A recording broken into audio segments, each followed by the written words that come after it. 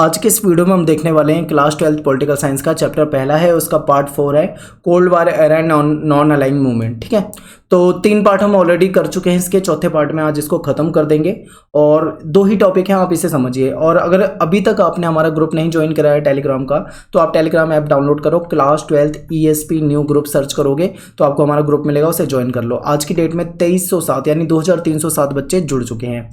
शुरू करते हैं अपने टॉपिक को। सबसे पहला टॉपिक हमारा नव अंतर्राष्ट्रीय आर्थिक व्यवस्था से क्या अभिप्राय है।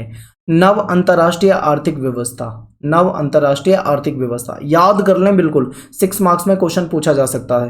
पहले ये आता था लॉन्ग क्वेश्चन में ही आता था हमेशा, इसीलिए याद रखें, ये इंपॉर्टेंट है क्योंकि लॉन्ग क्वेश्चन में आपके चांस है पूछे जाने के। तो देखिए, ये नव अंतर्राष्ट्रीय आर्थिक विकास की जो धारणा है, इसका जन्म क्यों हुआ या फिर इसकी आवश्यकता क्यों पड़ी, पहले इस कारण को समझेंगे, तब आपको टॉपिक बहुत आसान लगेगा। देखिए, गुट निरपेक्ष आंदोलन में जो देश शामिल हुए थे, वो ज्यादातर जो देश थे वो अल्प विकसित देशों का दर्जा मिला था। क्यों? क्योंकि वो देश गरीब थे। ठीक है, वो कैसे देश थे? ये देश गरीब और पिछड़े थे। अब गरीब और पिछड़े देश थे तो इनके सामने एक सबसे बड़ी चुनौती जो थी वो ये थी कि ये देश अपना आर्थिक विकास कैसे करें। यानी इनके सामने जो मुख्य चुनौती थी वो आर्थिक विकास की थी।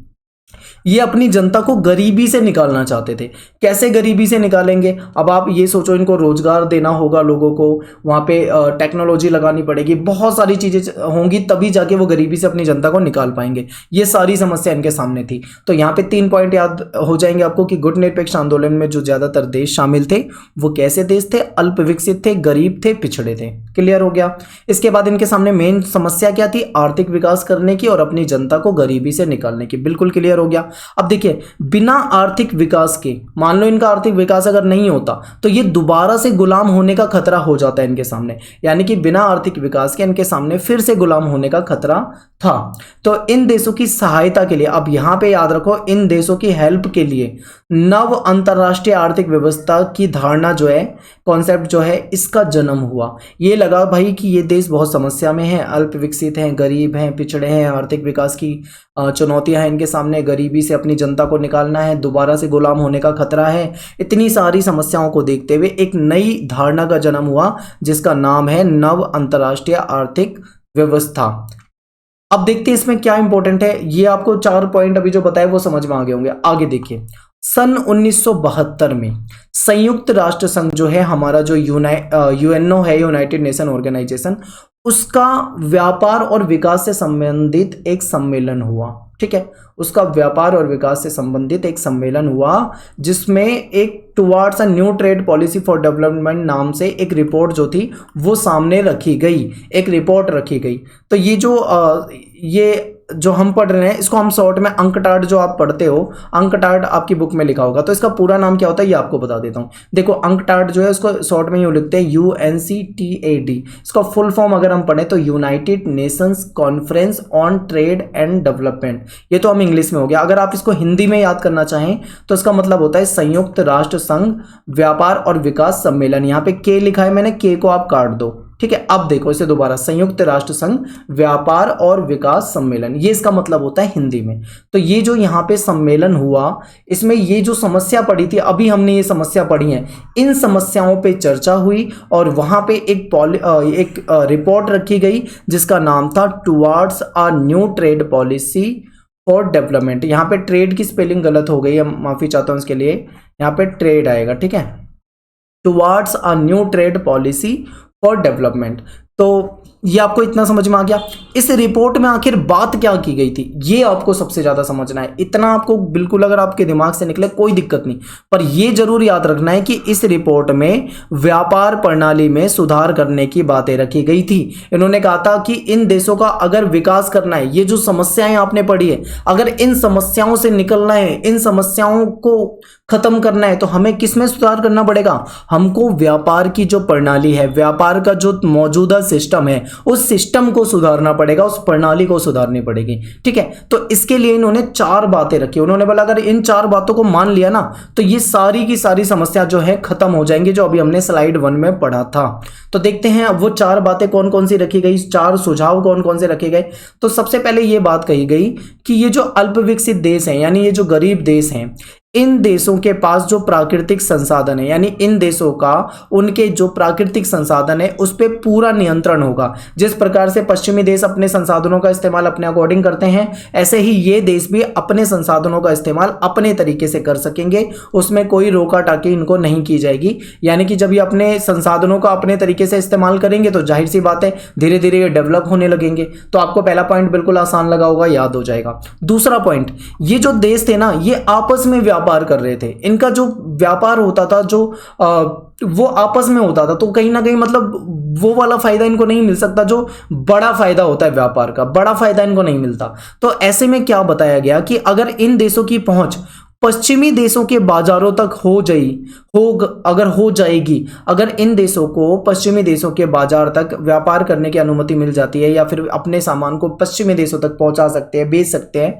तो इससे क्या होगा, इनको मुनाफा होगा। क्योंकि इनके यहाँ पे जो बनने वाली अच्छी क्वालिटी की चीज है वो पश्चिमी देशों में जाएगी, तो वहां पे इनको पैसा भी ज्यादा मिलेगा। एग्जाम्पल के लिए मैं आपको बताता हूं, अगर ये आपस में अल्प विकसित देश से ही व्यापार करता है, एक गरीब देश दूसरे गरीब देश से ही व्यापार करता है, तो अपनी चीजों की कॉस्ट भी इसको उस देश की खरीदारों के अनुसार रखनी होती है। लेकिन अगर यही देश किसी विकसित देश से व्यापार करता है तो अपने जो प्रोडक्ट की जो कॉस्ट है वो थोड़ी सी बढ़ा भी सकता है और इन देशों को वो कॉस्ट फिर भी ज्यादा नहीं लगेगी। तो इस तरीके से अगर इनकी पहुंच जो है वो पश्चिमी देशों के बाजार तक हो जाती है तो ये अपने आप ही धीरे धीरे क्या करने लगेंगे, विकास करने लगेंगे। दूसरा पॉइंट आपको समझ में आ गया। तीसरा देखते हैं, पश्चिमी देशों से, देखो पश्चिमी देशों से जो टेक्नोलॉजी मंगाई जा रही थी उसकी लागत कम होगी। क्या था कि जो पश्चिमी देश थे, डेवलप देश थे, उन देशों के पास बहुत अच्छी मशीनरी थी, बहुत अच्छी टेक्नोलॉजी थी, बहुत अच्छी सुविधाएं थी। लेकिन ये जो गरीब देश थे इनके पास अच्छी मशीनें, अच्छे कारखाने, अच्छी सुविधाएं बिल्कुल भी नहीं थी। अब ऐसे में क्या है, अगर कोई अच्छी चीज बनानी है, कोई वस्तु उनका निर्माण करना है तो उसके लिए अच्छी अच्छी मशीनें चाहिए, लेटेस्ट मशीनें चाहिए। अब वो मशीनें इनके पास, टेक्नोलॉजी वगैरह इनके पास है नहीं। अगर ये पश्चिमी देशों से वो टेक्नोलॉजी खरीदते हैं तो इनको वो टेक्नोलॉजी बहुत महंगी पड़ती है क्योंकि उनकी टेक्नोलॉजी वैसे ही बहुत महंगी है। तो ऐसे में ये सॉल्यूशन निकाला गया कि अगर पश्चिमी देश अपनी टेक्नोलॉजी, अपनी मशीनरी, अपनी जो भी मतलब टेक्नोलॉजी है उसको अगर कम पैसों में इन देशों को दे दें, गरीब देशों को दे दें, तो उनका क्या होगा, लाभ होगा। तो यही बात रखी गई कि पश्चिमी देशों से मंगाई जा रही टेक्नोलॉजी, इसकी लागत जो है वो कम होगी। तीसरा पॉइंट आपको समझ में आ गया। चौथा पॉइंट, अल्प विकसित देशों की अंतरराष्ट्रीय आर्थिक संस्थाओं में भूमिका बढ़ाई जाएगी। ये जो गरीब देश हैं इनका अंतरराष्ट्रीय आर्थिक जो संगठन है उनमें तो इनकी कोई भूमिका ही नहीं है, तो ऐसे में इनकी भूमिका बढ़ाई जाएगी। अब आज का पहला क्वेश्चन है आपके लिए, पहला क्वेश्चन का जवाब आप मुझे कमेंट में देंगे वीडियो को खत्म हो जाने के बाद। जब वीडियो आपकी कंप्लीट हो जाएगी आप मुझे कमेंट में जवाब दें। आप मुझे कोई दो ऐसे दो अंतरराष्ट्रीय आर्थिक संस्थाओं के नाम आप मुझे कमेंट में लिख के बता दो, कोई भी दो, 3-4 भी लिख सकते हो, 2 भी लिख सकते हो, मिनिमम आपको 2 लिखने हैं, ठीक है। ये आपका पहला क्वेश्चन हो जाएगा। तो ये जो आपका टॉपिक था, फर्स्ट टॉपिक, ये आपको बिल्कुल याद हो जाना चाहिए, समझ में आ जाना चाहिए, बहुत इंपॉर्टेंट है और आएगा तो लॉन्ग क्वेश्चन में आएगा, वरना फिर इसके चांस नहीं है पूछे जाने के। अब एक क्वेश्चन जो है जो बच्चों को बिल्कुल समझ में नहीं आता है, बहुत मुश्किल होती है उनको समझने में, वो है गुट निरपेक्षता। ना तो पृथकवाद है और गुट निरपेक्षता ना ही तटस्थता है। तो ये पृथकवाद और तटस्थता का क्या मतलब है ये आपको यहाँ पे ध्यान रखना है। तो सही है, आप एक बार इसे ध्यान से देख लो। मैं आपको सबसे पहले पृथकवाद का मतलब समझाऊंगा, उसके बाद मैं आपको तटस्थता का मतलब समझाऊंगा, फिर मैं आपको ये भी समझाते जाऊंगा साथ के साथ कि गुट निरपेक्षता का मतलब ना तो पृथकवाद होता है ना ही तटस्थता होता है, ठीक है। तो चलिए देखते हैं। पृथकवाद का मतलब है अपने को, पृथक का मतलब ही होता है अलग, पृथक का मतलब क्या होता है, अलग, यानी अपने को अंतरराष्ट्रीय मामलों से काट कर रखना या फिर अपने आप को अंतरराष्ट्रीय मामलों से अलग रखना, ठीक है। अपने को अंतरराष्ट्रीय मामलों से अलग रखना, ये होता है पृथकवाद का मतलब। जो अमेरिका है इसने 1787 में जब वहां पे स्वतंत्रता की लड़ाई हुई थी, तब से लेकर पहला विश्व युद्ध जब शुरू हुआ था 1914 के आसपास तक, यानी इन्होंने 1787 से लेकर 1914 तक अमेरिका ने अपने को अंतरराष्ट्रीय मामलों से बिल्कुल अलग रखा। अलग रखने का मतलब है अपने आप को काट कर रखा, यानी इसको दूसरे देशों में क्या हो रहा है, दूसरे देशों से क्या होना है, अमेरिका ने इस बात से कोई मतलब ही नहीं रखा। इसी को कहते हैं पृथकवाद, यानी कि किसी दूसरे, अपने में ही खुश रहना, किसी दूसरे से कोई मतलब ही नहीं रखना, जिसको हम पृथकवाद के रूप में जानते हैं। अमेरिका ने पृथकवाद की विदेश नीति अपनाई, यानी कि दूसरे देशों से ज्यादा कोई मतलब नहीं रखा। अमेरिका ने ऐसी नीति अपनाई 1787 से लेकर 1914 तक। बिल्कुल आपको समझ में आ गया पृथकवाद क्या होता है। क्या अब आप ये कह सकते हो कि गुट निरपेक्षता भी पृथकवाद होती है? तो हम कहेंगे नहीं, इसे पृथकवाद की नीति कहते हैं ये जो है। लेकिन जो गुट निरपेक्ष देश थे, इन्होंने कभी भी ऐसी कोई नीति नहीं अपनाई कि अपने आप को दुनिया से ही काट के रख लिया। देखो अब यहाँ पे दो ग्रुप थे, यूएसए और यूएसएसआर। बेशक से हम ना तो यूएसए में शामिल हुए ना तो हम यूएसएसआर में शामिल हुए, लेकिन इसका मतलब ये नहीं है कि हम पृथकवाद को अपना लिया हमने। यानी हमें जरूरत पड़ती थी तो हम यूएसए से कांटेक्ट कर सकते थे, हमें जरूरत पड़ती थी हम यूएसएसआर से कांटेक्ट कर सकते थे। हम इन दोनों के बीच में लड़ाई झगड़ा अगर का माहौल होता था तो हम उसको सुलझाने का प्रयास करते थे। ठीक है, हम हमेशा से मतलब अपनी सक्रिय भागीदारी इसमें निभाते थे। जबकि पृथकवाद का मतलब क्या होता है? पृथकवाद का मतलब तो होता है अपने आप को अंतर्राष्ट्रीय मामलों से बिल्कुल दूर करना। दो देश अगर आपस में लड़ रहे हैं तो तुम्हें उसमें कुछ बोलना ही नहीं है, तुम बिल्कुल चुप रहो। कोई लड़े आपस में कट जाए मर जाए आपको कोई मतलब ही नहीं है। पृथकवाद का मतलब तो यही होता है कि मतलब अपने आप को बिल्कुल अलग रखना, किसी से कोई मतलब नहीं रखना। तो ऐसा अमेरिका ने करा था अपनी विदेश नीति में 1787 से 1914 तक। लेकिन गुट निरपेक्ष देशों ने कभी भी पृथकवाद को नहीं अपनाया। बेशक से वो दोनों महाशक्ति में शामिल नहीं हुए, लेकिन इसका मतलब ये नहीं था कि पृथकवाद उन्होंने अपना लिया हो।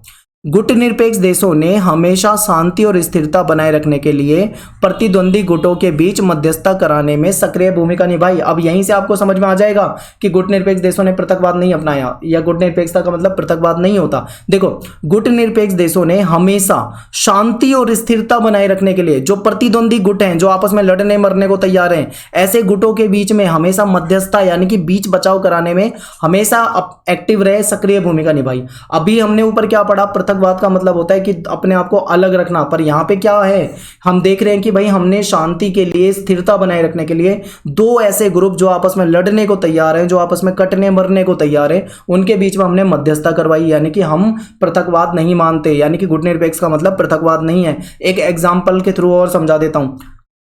पंडित जवाहरलाल नेहरू, उन्होंने नॉर्थ कोरिया और साउथ कोरिया के बीच में जो तनाव था, उसमें लड़ाई झगड़े जैसा जो माहौल था, उसमें उन्होंने समझौता कराया। ठीक है, अगर हम पृथकवाद की नीति अपनाते तो हम क्यों समझौता कराते? हमें क्या मतलब है? कोरिया आपस में लड़े चाहे कोई भी आपस में लड़े, हम बिल्कुल भी नहीं करते। समझ गए? बहुत गहराई से समझा रहा हूँ। टफ टॉपिक माना जाता है बच्चों के नज़र में ये, और बहुत ही आसान है, समझने की देर है, बस समझ जाओ तो आपको समझ में आ जाएगा। यानी कि गुट निरपेक्षता का मतलब पृथकवाद नहीं है। अब दूसरा देखो, एक क्वेश्चन ये भी पूछा जाता है, क्या गुट निरपेक्षता का मतलब तटस्थता है? तो आपका कहने का, आप इसका भी आंसर यही करोगे कि गुट निरपेक्षता का मतलब तटस्थता बिल्कुल भी नहीं है। तो आप समझते हैं कि आखिर तटस्थता का मतलब क्या होता है? इसका मतलब होता है कि मेनली अपने आप को युद्ध में शामिल ना होने की नीति, यानी कि मुख्यतः इसका मतलब है कि युद्ध में शामिल ना होने वाली नीति को तटस्थता कहते हैं। जो देश तटस्थता की नीति का पालन करते हैं उनके लिए जरूरी नहीं है कि वो युद्ध को समाप्त करने में कोई मदद करें। अब एक एग्जांपल मैं आपको देता हूं। मान लो मैं एक देश हूं और मेरा नाम है ए, एक मेरा पड़ोसी देश है जिसका नाम है बी, एक मेरा दूसरा पड़ोसी देश है जिसका नाम है सी। बी और सी ये दोनों देश आपस में लड़ रहे हैं। ठीक है, बी मेरा दोस्त है। बी ने मुझसे कहा कि भाई आजा युद्ध में मेरे साथ शामिल हो जा, वो मुझ पे हमला करने वाला है। अगर मैं ऐसे में बोल दूं कि भाई मुझे कोई मतलब नहीं है तुम्हारे लड़ाई झगड़े से, ठीक है, मैं युद्ध में बिल्कुल भी शामिल नहीं होऊंगा, और कोई हेल्प चाहिए तो ले ले, पर मैं युद्ध और हथियार से संबंधित किसी तरह की कोई चीज में शामिल नहीं होऊंगा, ना ही कोई मदद करूंगा, बिल्कुल दूर हो जाए एकदम। तो ऐसी नीति को हम तटस्थता की नीति कह सकते हैं, यानी कि युद्ध में शामिल ना होने की नीति। ठीक है, और ऐसे में युद्ध समाप्त करने में भी मैं कोई मदद नहीं करूंगा, ना मैं कोई समझौता कराऊंगा तुम्हारे बीच में। आपस में लड़ो मरो कटो, मुझे कोई मतलब नहीं है, बस मैं तुम्हारे साथ शामिल नहीं होऊंगा। इसको हम तटस्थता कह सकते हैं। ठीक है, पृथकवाद का मतलब क्या था? अपने आप को दूसरे देशों से बिल्कुल अलग कर लेना। व्यापार या कोई ऐसी चीज है उससे भी कोशिश करना कि दूसरे देशों से अपने आप को दूर ही रखें, वो पृथकवाद था। तटस्थता में दोस्ती तो रहती है, लेकिन युद्ध वाले मामले में पीछे हट जाते हैं। बस युद्ध का मामला आ जाए तो नहीं हम शामिल नहीं होंगे, ये तटस्थता होती है। ऐसे जो देश होते हैं ना तो युद्ध में शामिल होते हैं, ना ही युद्ध को सही या गलत होने पे कुछ कहते हैं, ना तो ये सही गलत बताते हैं, ना युद्ध में शामिल होते हैं। परंतु गुट निरपेक्ष देशों ने इस चीज का भी पालन नहीं करा। क्यों, कैसे नहीं करा, अब आप ऐसे कैसे समझा सकते हो? तो देखिए, इन देशों ने युद्ध को टालने का प्रयास किया हमेशा, जबकि तटस्थता वाला देश ना तो युद्ध में शामिल होता है, ना सही गलत की बात करता है, ना ही उसको रुकवाने में कोई मदद करता है। पर गुटनिरपेक्ष देशों ने युद्धों को रुकवाने का प्रयास करा, टालने का प्रयास किया, और जो दुश्मन देश हैं उनके बीच में समझौता कराने का प्रयास किया कि दोनों देश के बीच में समझौता हो जाए, बातचीत से अगर मामला सुलझ जाए तो क्यों युद्ध की नौबत आए, हमेशा ऐसा करा। जिनके बीच में मान लो युद्ध चल रहा हो, कोई ऐसे दो देश हैं जिनके बीच में युद्ध शुरू हो चुका हो, तो उस युद्ध को खत्म करने का प्रयास किया कि वो युद्ध खत्म हो जाए और दोनों आपस में समझौता कर लें। हमेशा हमने ऐसा जो भी गुटनिरपेक्ष देश थे उन्होंने हमेशा ऐसा किया। तो क्या अब आप ऐसा कह सकते हो कि गुटनिरपेक्षता का मतलब तटस्थता या पृथकवाद होता है? तो अब आप कहोगे नहीं, गुटनिरपेक्षता का मतलब ना तो तटस्थता होता है ना ही पृथकवाद होता है, और आप ऐसे लिख के समझा दोगे। ठीक है, जो नीचे 4 पॉइंट लिखे आप इसको समझा दोगे, और यहाँ पे जो मैंने आपको 4 पॉइंट बताए थे आप इनको समझा दोगे, तो आराम से आपको मार्क्स मिल जाएंगे इस क्वेश्चन में। ठीक है, अगर समझ में अभी भी ना आया हो तो वीडियो को 2 बार 3 बार 10 बार 20 बार देखो, समझ में जरूर आएगा, और ये समझ लो ये इंपॉर्टेंट क्वेश्चन है।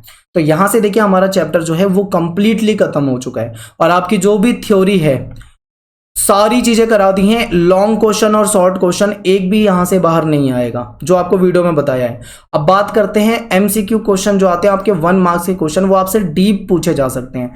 तो उसके लिए आपको क्या करना है, डीपली एनसीईआरटी को पढ़ना है, और बाकी जब हमारे सारा ये चैप्टर खत्म हो जाएंगे तो मैं आपको सारे चैप्टर वाइज एमसीक्यू भी कराऊंगा और लाइव क्लास में कराऊंगा। ठीक है, 1-2 महीने बाद हमारी लाइव स्टार्ट हो जाएगी। और यहाँ पे एक चीज जो रह गई है वो है आपकी एनसीईआरटी के बॉक्स। अगर आप एनसीईआरटी के बॉक्स देखोगे तो आपके बॉक्स में भी बहुत सारे क्वेश्चन बने होते हैं, हालांकि अभी तक तो इससे कोई क्वेश्चन आते नहीं थे इतने ज्यादा, लेकिन पिछले साल से आपके 2-4 क्वेश्चन आपको बॉक्स में से दिए हुए थे पेपर में। तो ऐसे में क्या बॉक्स को हम इग्नोर कर दें? बिल्कुल इग्नोर नहीं करना। तो बॉक्स के लिए मैंने ऑलरेडी आपकी वीडियो बनाई है जिसमें मैंने सारे इंपॉर्टेंट बॉक्स वाले क्वेश्चन करा रखे हैं। मैं आपको लिंक दूंगा डिस्क्रिप्शन में बॉक्स वाले क्वेश्चन का, आप उसको देख लोगे। चैप्टर वाइज बना रखे हैं, ठीक है, मैंने तो चैप्टर वाइज मैं आपको दे दूंगा, पूरी प्लेलिस्ट का ही लिंक दे दूंगा आपको, हिस्ट्री का, पॉलिटिकल का, सबका बनाया है। आप उस पर क्लिक करके जौन सा चैप्टर आप देखना चाहो उसके बॉक्स वाले क्वेश्चन वहां से देख सकते हो। शॉर्ट वीडियो है, बिल्कुल आराम से आपको समझ में आ जाएगा। और अगर अच्छी तैयारी करनी है 99 और 100 वाली, तो आप एक भी चीज को मत छोड़ो, बॉक्स वगैरह करो। अगर आपको केवल 70, 80, 85 नंबर लाने हैं तो आपको बॉक्स देखने की जरूरत नहीं, आप मतलब में बॉक्स मत देखो। 70, 80, 85 तो आपके वीडियो से आराम से आएंगे, बिल्कुल। ठीक है, तो खत्म करते हैं आज की वीडियो। सॉरी, खत्म हो चुकी है। अब मिलेंगे अगले चैप्टर में, यानी कि दूसरे चैप्टर में। ठीक है, फर्स्ट चैप्टर में आपका कोई चेंज नहीं था, बट दूसरे चैप्टर में आपके सिलेबस में बदलाव है, चेंजेस हैं। अगर आपने वो नहीं समझा है तो आप उसे जरूर समझेंगे। तो मिलते हैं नेक्स्ट वीडियो में। थैंक्स फॉर वॉचिंग, सभी को जय हिंद, जय भारत।